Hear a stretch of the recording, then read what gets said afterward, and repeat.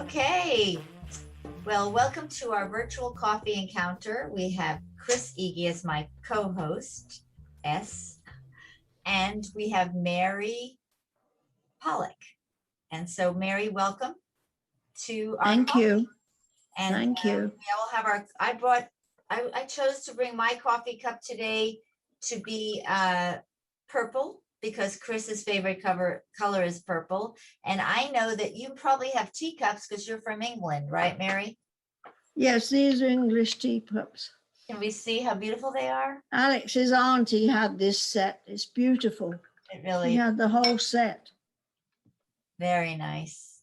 Is it lovely? Is it bone china or something? Yes. Okay. I think mine is too. Yes, it's Minton. Very nice. English Minton. Well, our focus with the Holocaust Remembrance Association is to sensitize hearts to the issues of the Holocaust. And thank you for joining us with the coffee and tea today. And we have with us Mary, whose husband was a Holocaust survivor. Her husband passed away recently, and it was because of Alex, her husband, who had the idea to build a garden, a Holocaust Garden of Hope, that we went ahead and started the project. And unfortunately, he passed away before we finished it, but we will have his memory there for a wonderful legacy. And I just want a lot of our staff has helped Mary during this grieving process and helping her with her support. Have you been feeling well supported by Chris and Steve and Jeff and Wendy? Oh, yes, absolutely. I'm my next door neighbor. That's right. And they have children. So yeah, they have 2 boys. I know one thing that was so special about Alex to me was because he was a child during the Holocaust and he had a situation with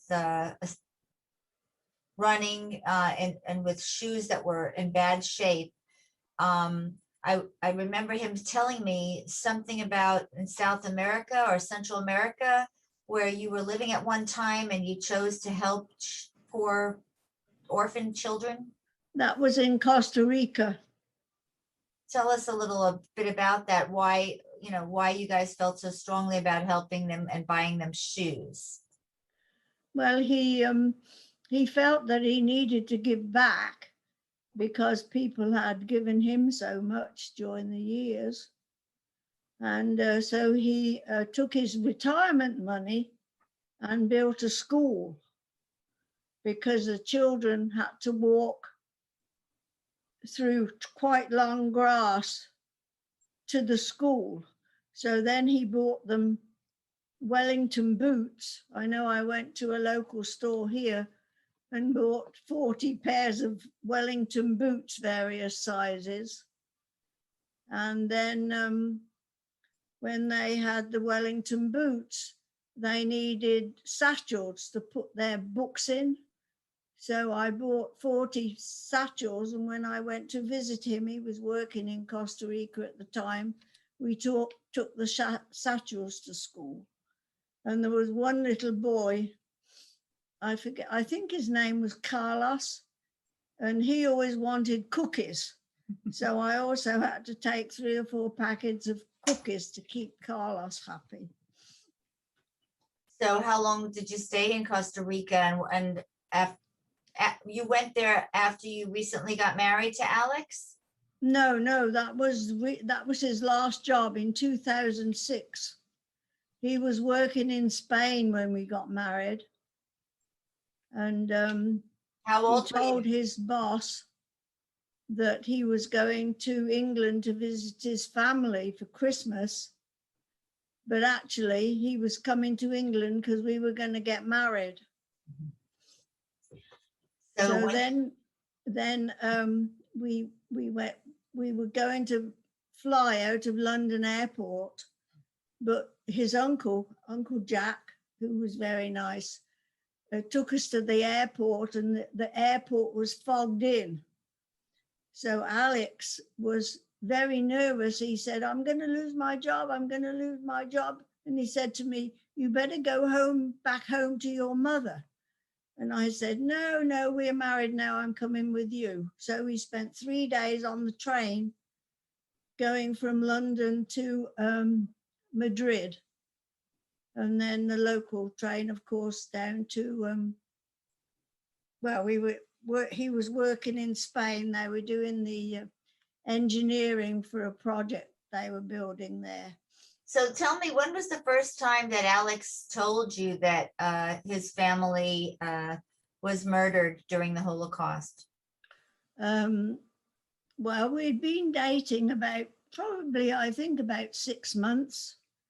And one afternoon, he said to me, just come and sit down. There's something I want to tell you. And that's when he told me everything about his life. And it was, just unheard of, because I was a little girl in England during the war. I mean, the war was just something to me that was away. I mean, the only thing that we knew about the war was the American soldiers would have their, what do you call it? The tanks and things going through. Military. Yes, going through our village, because we had 2 American bases near where we lived. So when you were how old during World War, when all of this happened in England? When in England, I was about 7. Do you remember the bombing and all of this? Yeah, but it wasn't near to us. We could see. I don't know if you remember hearing about Coventry. That was, well, that's where they bombed the cathedral. Yes. And we could see the sky was lit up, and we could see the fact that Coventry was burning, because the whole city was burning. And did that frighten you as a 9-year-old? I mean, how did your family? No. I just remembered my grandmother lived in Birmingham, which was about 10 miles from Coventry. And I know when we used to go to visit her, we used to pass houses that had been bombed. And so my father brought her to live with us, because we lived in the country. So what, you just got very choked up. What was the part of Alex's story that really hit you the most? The fact that he lost both his parents when he was so young. And he did so well in spite of that. I mean, he worked himself, he went to school, he learned English, he did all his schooling, and then went to Birmingham University. And then he went to work for Exxon, and that's where we met, because I was already working at the Exxon office. That's when we met. And of course, we weren't supposed to date people that were working in the company, and we did on the quiet, as we thought, but everybody knew, but nobody said a word. So and I remember trying to play tennis with him one day, because I liked tennis, but he couldn't even hit the ball over the net. It was very funny. So we never did that after that. We used to go dancing, and he was very good at the cha-cha. oh, He just was like rubber moving, doing that. He loved it. how 'Cause often, he used how to- often did he take you dancing? Oh, he didn't take me dancing. That was when we had dances in the facility. We had a recreation hall, and they would have dances occasionally. So do you didn't see Alex as a victim type, weak, you saw him as a strong person. Oh, yes. Yes. always. Why do you think, did he tell you that there was a certain time in his childhood where he realized he just had to be tough and just to live, just to survive? And did he? No, he never gave up. No, he said he never gave up. He was in the earliest I think he remembers is they put him in to hide him. The woman that saved him and his sister and his mother. And can you say their names, please? Oh yes, Mrs. Joris, and his mother was Bertha, and his sister is Gisela. She now lives in England and she's married to a doctor. And no, he would never, very rarely get upset about anything. I think I only saw him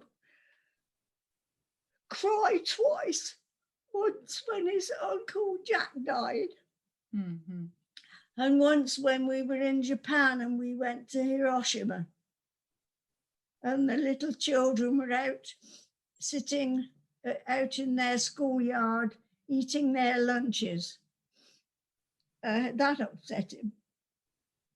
Mm-hmm. But basically, he didn't cry. When you said what upset him was the museum or the children, or what was it? Well, the combination of both.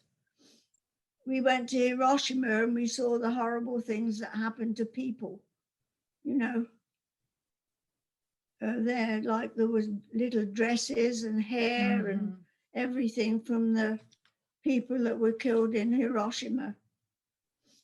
Because he was on an assignment for his job in Japan twice, once in the summer and once in the winter, and I went to visit him both times. And he liked the Japanese food also, which I didn't. I used to have to go to McDonald's and have a decent meal. You know what's so wonderful? I just want you to be encouraged that everything that we're doing with the Holocaust Garden of Hope is about children and for children. Yes, yeah. He would always, if a child needed something, he would always help. I mean, like he did in Costa Rica. Yeah. With that. We believe he's pulling strings from above, because it was like 2 weeks after he passed away, we got the permit. Oh, really? Mm-hmm. Yeah, nobody told you? No. 2 weeks after he passed away, we've been waiting 5 years for this permit to build this garden. We got the permit. Oh, really? Yeah. That was very strange. Yeah. Things do sort of connect. They do. In a very strange way. They do. Sometimes. And another thing that was unusual, he loved my mother. They got on very well. And wherever we were working, she would come and visit us and stay with us. We took her to Spain and Portugal. She came to Texas. We took her all over Texas and Louisiana. And she just, you'd put her in the car and drive her and give her lunch and put her in the car again and drive her home. And she was happy as she could be. Yes. You got very verklempt, as Yiddish word would be, when you talk about him and your mom, is like, Yeah. It was like his mom. Well, they sorry. Okay. They had like a mutual admiration society, because my mother was widowed when she was 50 and she brought up 5 children, and for 3 or 4 years managed my father's construction company. And of course, she admired him for what he'd managed to do in spite of his very difficult childhood and start. Like when he was walking through the mountains and he'd got just little like slippers on his feet, and he always said he remembered looking at his feet and thinking, I wonder if my shoes are going to last, or how long they're going to last. And they walked through villages where the people were all hanged up, upside down, dead. I mean, at an early age, he had a lot of difficulties and sadness to overcome. And that was Because, when he was well, running from the Nazis in Croatia. Where was he? In Croatia? yeah, that was when he was in Costa Rica. His father was the chief chemist in Mobil Oil refinery, and his father was arrested almost immediately the war started. Excuse And me, his father was not in Costa Rica. No, oh no, no, no. Croatia. His Croatia. father was in Croatia, Croatia. That's where his Croatia. family was. And Yes. then you were telling me about him being hidden. We're going to go back there in a minute. We'll be right back and give you a little taste of the other projects that we do. We'll be right back.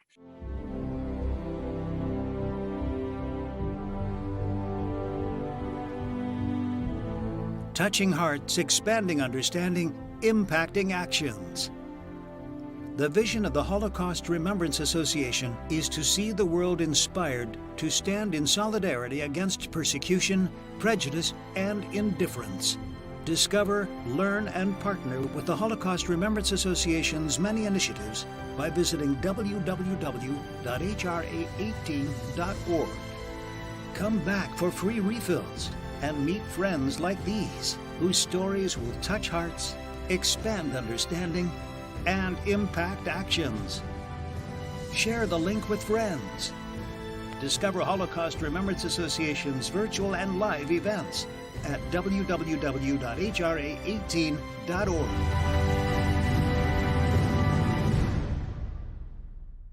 All right, welcome back to our virtual coffee. Do we have our teacups? Yes. Yes, we do. All right, here we are. We're going to talk about that, how thankful we are that Alex survived such travesty, right? Yes. So you were telling us that the Nazis came into Croatia and took his dad, Yes.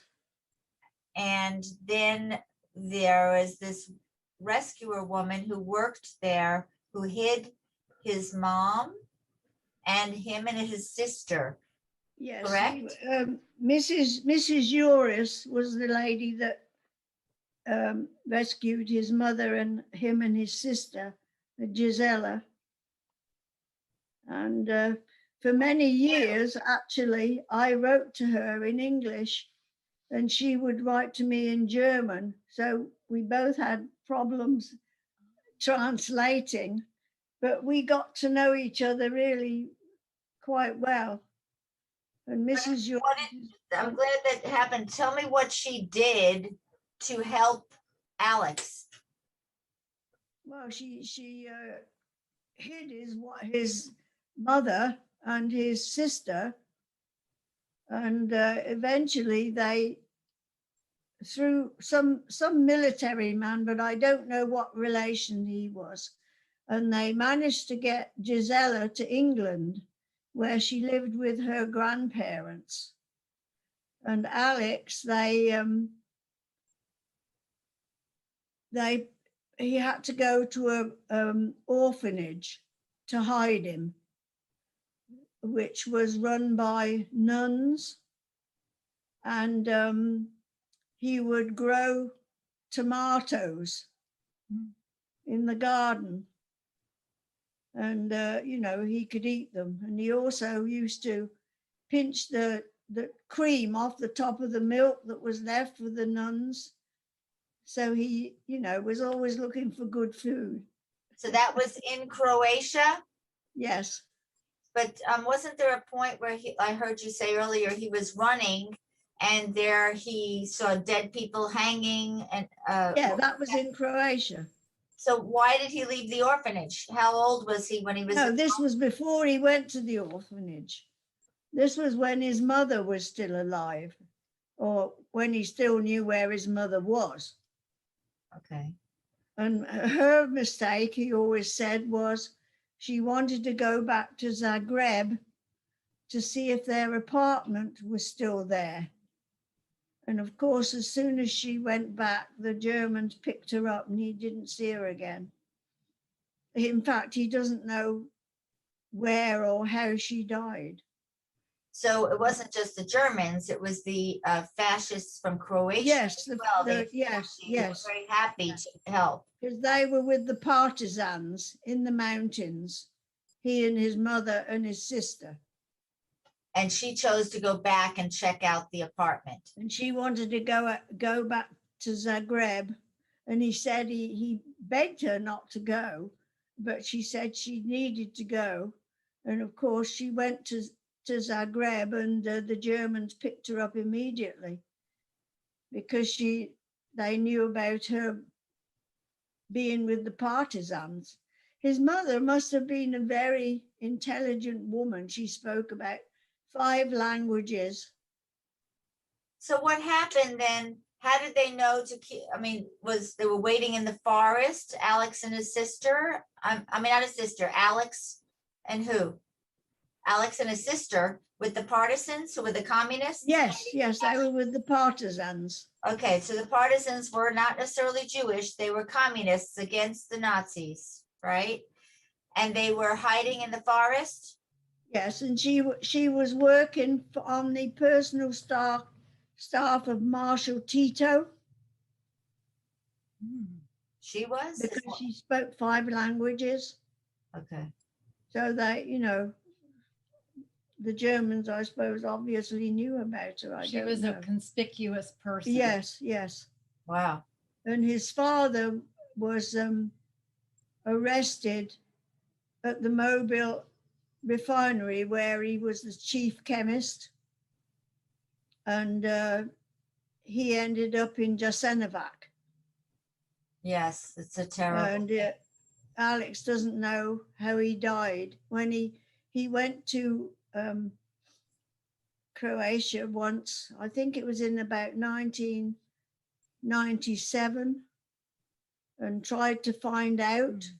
And he saw his father's name on the list of people that they killed, but he doesn't. And he asked the man, do you know that anything that tells how these various people died?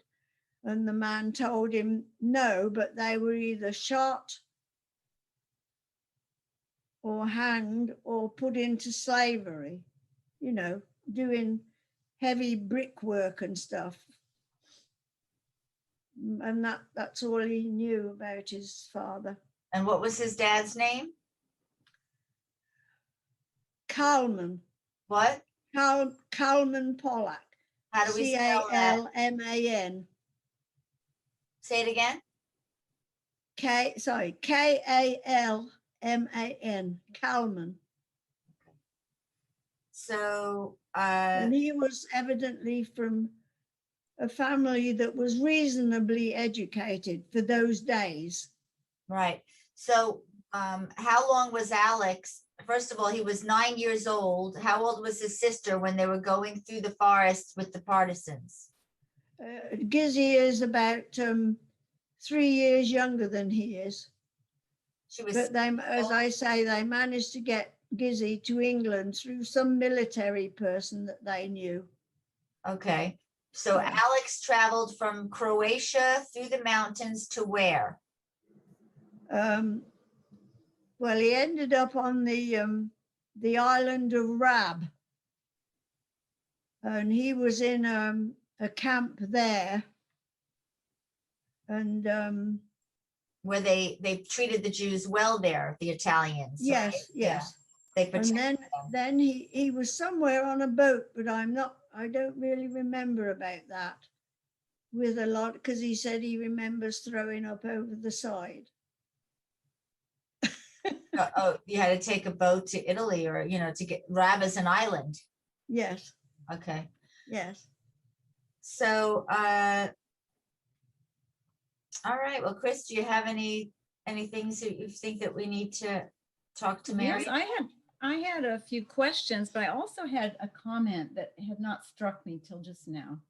because we've known, bits of the story for a Yes, while, yes, and yes. we've seen you and Alex interact in many situations, and it was very obvious that you had a very solid relationship and very devoted to one another, which is very impressive. And the reason it's very impressive to me, Mary, is so many people don't understand that we don't want to marry somebody just like ourselves. And you guys had some social and religious cards, according to the world's view, stacked against you. And yet yes, you yes. persevered. Yeah. And I was thinking about your mother, with all the anti-Semitism that prevailed in the atmosphere in World War II, and even sometimes in the churches, the traditional churches, it's such a wonderful redemptive thing that your mother loved and admired her Jewish son-in-law. That speaks volumes, and it shows how you were raised. Yeah. And the fact that, yes, you could have done what you wanted. You had your own opinions, your own convictions. Yeah. But without your mother's support, just think how much more challenging your life could have been. And it shows me that she was really an example of how we should be with other people and other people's decisions. She honored you. She honored him. Yeah. She honored your marriage. Yeah.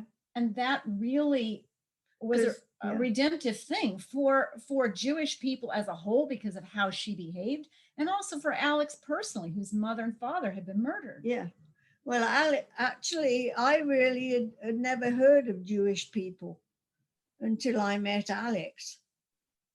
And I used to go to a couple who we knew, and they told me something about the Jewish religion. But, in fact, I was considering to convert, but you can't convert. You can't well, I couldn't, you be not to believe this and believe that. And I still do, but I also respect the fact that Alex had his religion. And I think that was a good basis for our marriage. The fact that we could accept and live with the profound, we were so different. People told us when we got married, it's never going to last. But we never had any problems, between ourselves, the two of us. You defied those predictions. And how many years would it have been this last December? 50 years. 50 years. We were getting married, getting ready to have a big celebration of 50 years. And I have our picture that we bought of Venice, because we'd both been to Venice, but never together. And we saw this film, this picture, so we bought it, and that was our wedding anniversary to ourselves. It's in my living room. It's a wonderful reminder. Well, could you maybe tell us, Mary, if you're up to it still? I know we've plied you with a lot of questions, but your insights are really important. And, my husband and I have known you guys for a while now. We've spent quite a bit of time with both you and Alex, but you were so gracious many times to let Alex tell his ideas. So we didn't always get to hear yours. And I would like to know what your greatest challenge was being married to him in the life that you shared. I'm not saying what was wrong with him. I'm saying, what was your challenge as a couple? And what was the greatest joy you shared? Well, I think it was trying to keep up with him. Because, when we first got married, he was here, there, and everywhere. We were in Spain. He was working on his project. We saw the whole of Spain, because he would do his night duty, and then we would get in the car and he would sleep, and we'd say, well, this weekend we'd go to Seville or Cordoba or wherever, Alicante. And we would get in the car and he would go to sleep and I would drive and get us there. And we would stay at the Paradors, which were already were very good. And particularly in Portugal, they would serve these gorgeous meals. and beautiful fish. We'd never eaten so much fish in our lives. It's so lovely. Yeah. So that was what we used to do on his days off. And actually, I worked where he was working, doing English. I would always work for the Americans who came to visit to see how the project was going. And I was always, take dictation and stuff from them and type it up. Well, I will tell you one thing, what we will do for this particular coffee is we're going to have a break and we're going to introduce, we've been talking about Alex, and we're going to show an interview that my husband did with Alex. Oh, yeah. A segment of that in for all of you to get to know him a bit. And we're going to give you that right now, and also give you a taste of the garden that is being built. Oh, yeah, that's nice. Could I ask one more question? Yes, and so because what we're going to do is say goodbye to you guys, because we're going to show that piece. But before we say goodbye, Chris, do you have anything I else? have one more question that I've never gotten to ask you. So when you first met Alex, what most endeared him to you? What attracted you the most about the man? Well, he his was? looks. I mean, he was a very good looking man.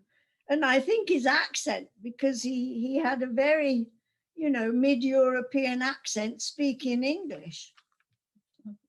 Did he ever tell you? I do have one more question before we introduce everybody to Alex. Yes. Did he ever tell you about his time in Israel? A little bit, but I don't know as much about that. I know that he did his 3 years, which was, necessary for him to do in order to leave Israel to come to the States, because that's where he wanted to end up eventually. Even when he was in England, he knew he wanted to come to the States. And why is that? My parents were like that too. They didn't want to go anywhere after the Hungarian Revolution. Well, I don't know. I don't know why specifically. Well, maybe because America is awesome. Pardon? I said maybe because America is the land of the free. Well, yes. I mean, yeah. A lot of people are not feeling that lately with COVID rules and all of that during our filming today. Yeah. But the whole world is being on lockdown. Yes. And his office in Manhattan was on right downtown on 3rd Street. All right, well, we're going to let you go. Thank you. Let's lift up our cups and just say L'chaim. Thank you, Mary. Thank you, Chris. You guys can go eat dinner now. Cheers. Thank you. Shalom. Imagine being 10 years old and having the courage to stand up against the Croatian Nazis, and then survive one of the worst concentration camps in history, Jasenovac. You're about to meet Alex Pollak, who's also the founding visionary of the Texas Holocaust Garden of Hope at Kings Harbor and Kingwood. We'll be right back.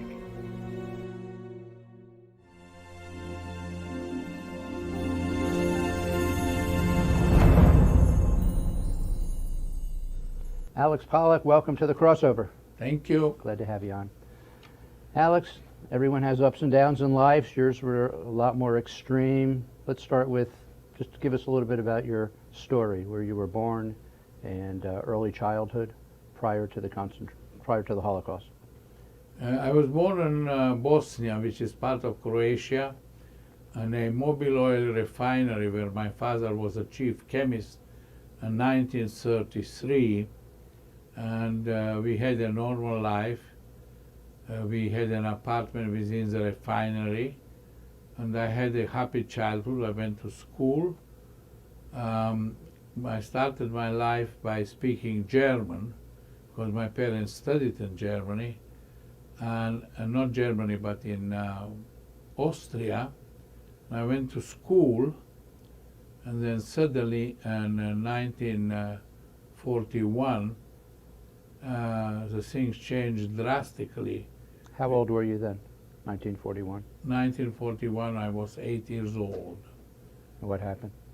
And then suddenly the Nazis, Croatian Nazis came and took my father away from the refinery.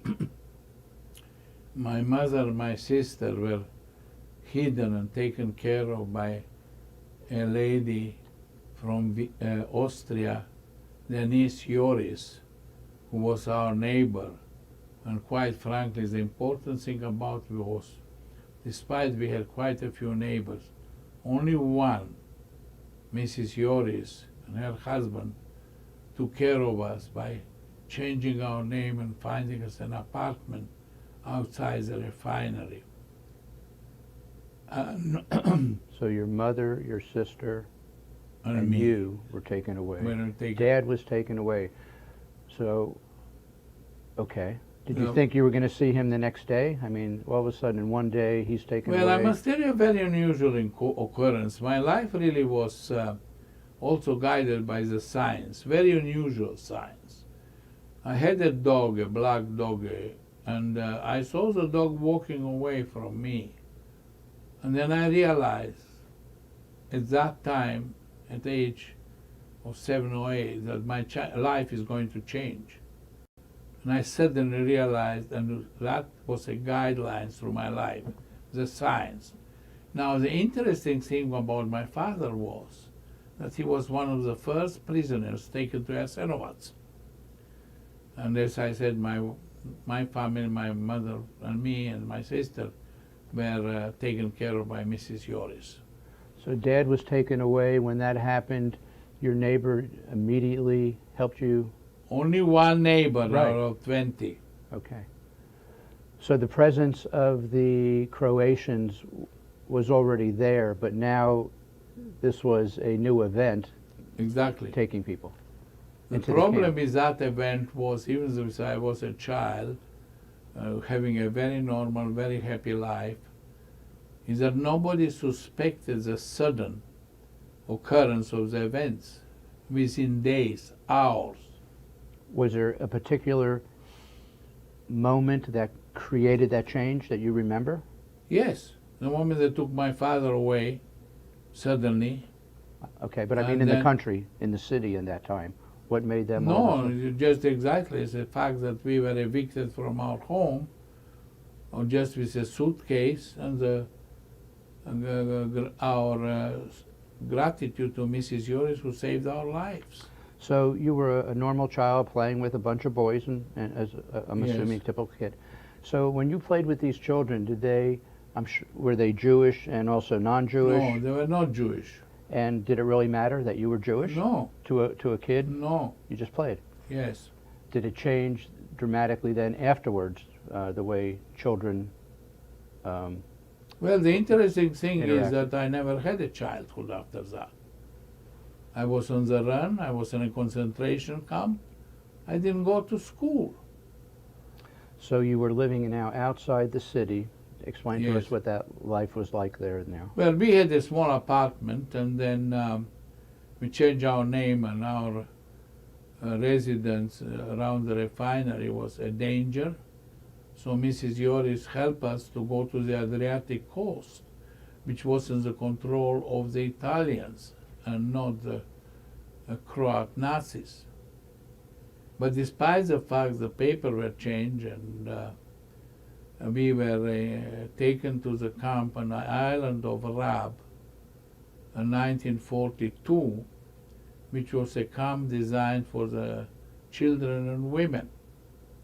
Men, of course, went to Jasenovac, which was a death camp. So you're saying a camp for children? And women, yeah, that's where I was, under the Italian rule. Okay, and what was life like in that camp? Interestingly enough, well, it was really the old barracks from I think a army Italian camp. Was reasonably well constructed.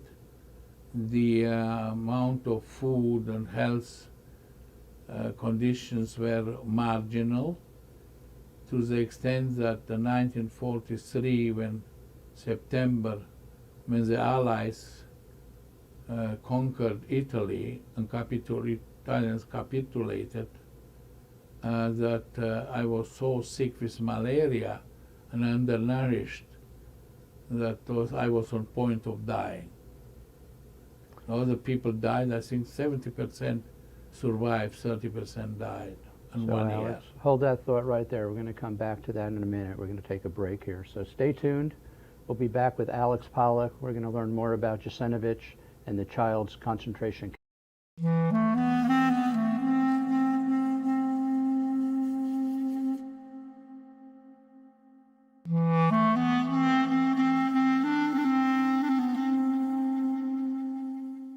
Wir leben in einer Zeit, in der wir uns aktiv an den Holocaust erinnern müssen.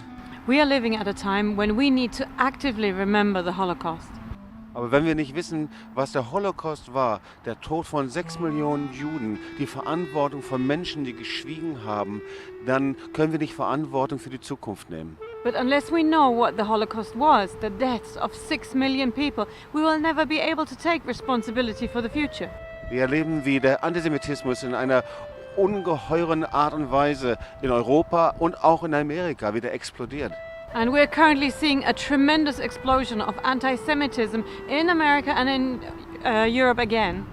Und ich wünsche sehr, dass dieser Park und dieses Gelände dazu dient, gemeinsam zu lernen und die Stimme zu erheben. And I really wish that this park will serve the purpose for learning together and raising our voices together.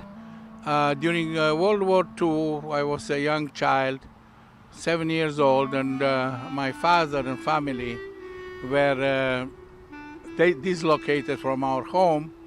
And as that happened, my father was taken to the Jasenovich camp, which is in Croatia, on the river Sava.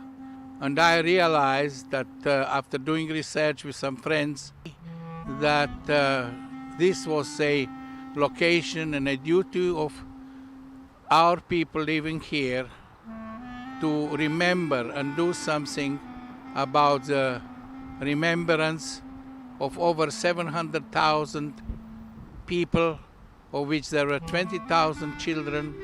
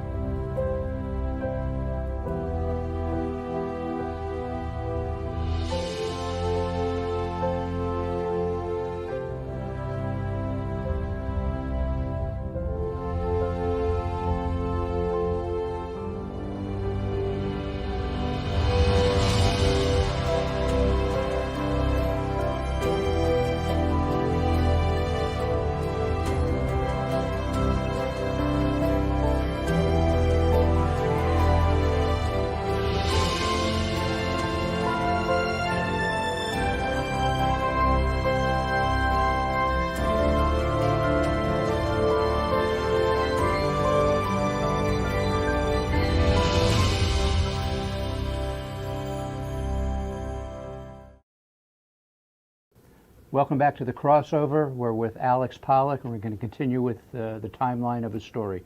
Alex, take us from the apartment where Mrs. Denise Juris has basically rescued and protected you. Take us forward. Well, at that time that we were at the apartment, Mrs. Juris prepared for us paper with new names. And we went by train about 200-300 miles to the coast, Adriatic coast, where we hoped that under the occupation of that part of Croatia by the Italians and not the Croatian Nazis, we will be saved. But that was not the case. We were taken to a camp, an island of Rab, which was just for women and children. We stayed there between 1942 to September 43. September 43, we were liberated by the Allies, and we fled on a little ship to the coast, on the main line of Croatia and joined the partisan forces because the country was still divided because the Croatian Nazis and the partisans. And what is a partisan, Alex? The Define it. partisans were the nationalists or people that fought for the freedom of the country, and that included the Serbs, the Croats, the Jews, the non-Jews. And they were under the command of Marshal Tito. Besides Marshal Tito's partisans, there was a fraction called Chechniks, who were dedicated to only to Serbs, but they were a small fraction. As the war proceeded in Croatia, my mother was taken by the Nazis and she was murdered somewhere, I think in Germany. My sister was saved again by Mrs. Joris, but I was left on my own. And Did you ever see your father again after they took him? never. My father's history is a very interesting one. Namely, is that he was taken to Jasenovac, which had a brick factory. And my father was one of the first. And these men were making these bricks on which they put their names on the bricks before firing them. So Alex, at 10 years old, here you are part of the partisans. Your mother is With me. with you, and how's she even holding up at all? Well, she was holding up, but I could see that the situation affected her mentally. And nothing you can do about it. And Some people survive Holocaust, some people give in. so what were your eyes seeing that? Mine is an incredible situation. I don't know even today why. I just didn't believe not surviving it. What were some of the things you saw that were just Well, it's just a atrocious? total. I divorced myself totally from the events. I just flow with the events. Probably as a child, I enjoyed the adventure.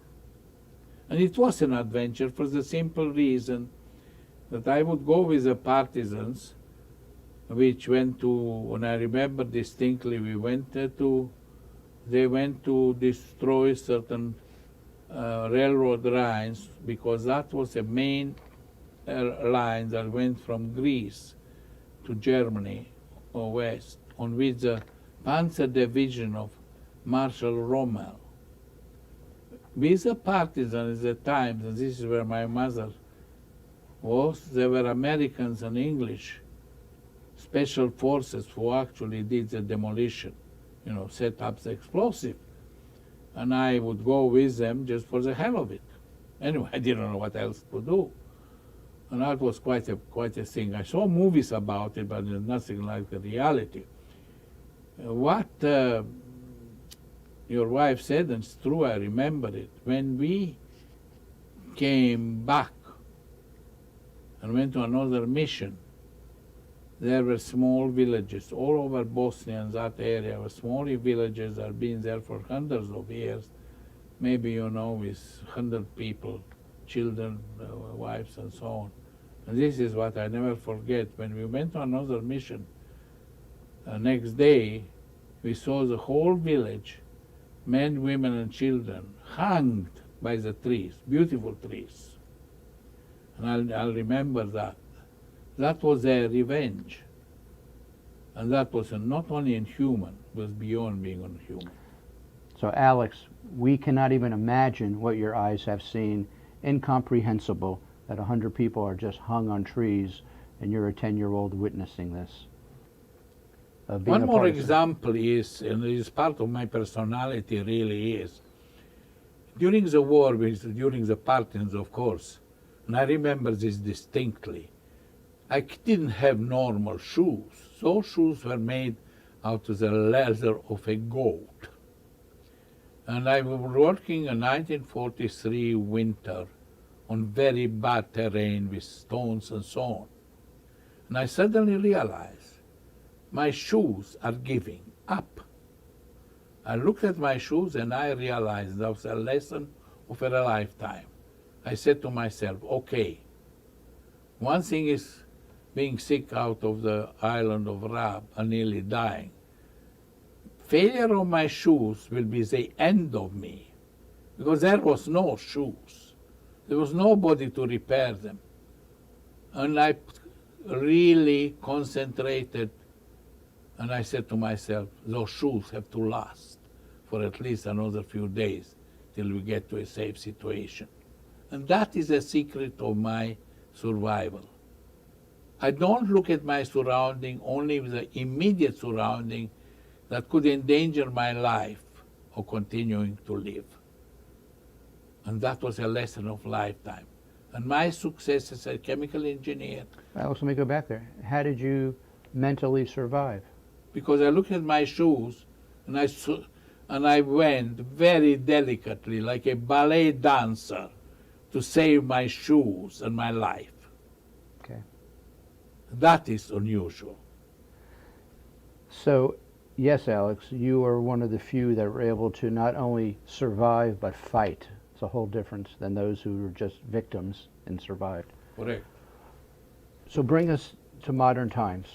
So the world we're living in now, are we missing anything in America? Are there warning signs that are out there that are the same signs you saw back in the past when you were a partisan? Yes.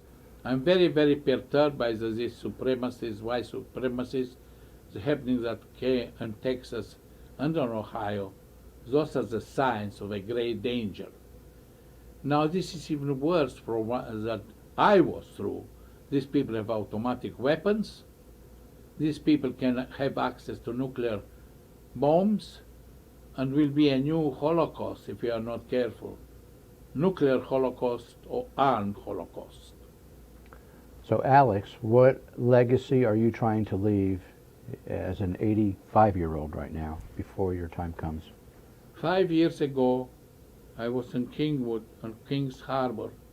I sat in a restaurant and I looked over the water. That reminded me of Yasenovats. It suddenly was how shall I say, a sign. And I have been trying, and with your help, to get at that site and make a Holocaust park. Alex, expand a little bit on the partisans and the liberation of the camps. Partisans liberated the camp, Yasenovat, where 1 million inmates died, including 20,000 children, and of course my father. The horror of this camp was that whoever was capable to work in Germany in Auschwitz, they were sent to Auschwitz. At the moment of liberation of the camp, 73 inmates survived, and they broke through the wire and were killed. So when the partisans liberated Jasenovats, was only very few that survived. Okay, I read there was 100,000 that passed through there, but they really don't have good records because it was a camp that, unlike the Nazis, that kept good records. Here, the Croatian Nazis did not. Correct. So, Alex, in your life, there was one person that changed the course of your life, that you were able to come to America, start all over, be successful, be an engineer, and you worked with engineers on the Manhattan Project. Yes. Because one person, Denise Uris, came into your life. Yes. So, did you ever get to see this upstander again? Yes, I saw her once, and actually she was on the Adriatic coast, but my sister saw her several times. And what was that time for you when you crossed paths with this lady that basically saved your life? Well, it was a very emotional meeting, and quite frankly, in my infinite belief in the power of the good Lord, I think she's praying for me still now. Now, how old were you when you got to see her again? Well, I was about 30 years old, Okay. and then she died. Okay. So Alex, if you can speak to our audience, our young people out here. You just had 80 years ago, just hell broke loose, and you were able to be a witness to that and actively engage in it. What would you say to our audience? What do they need to know to take away from all of this? Well, the to take away of it is that even through our lifetime, we have to be strong and believe in the happy ending, that life is very precious. And you have to be very careful with how you conduct yourself. Of course, I believe in God. And, you know, we all have battles, whether it's cancer, but the basic thing is to have the courage to survive. The courage. Alex, thank you for your courage in coming on our show and sharing your heart with our audience. And thank you for being the founding visionary of the Holocaust Garden of Hope in Kingwood, Texas.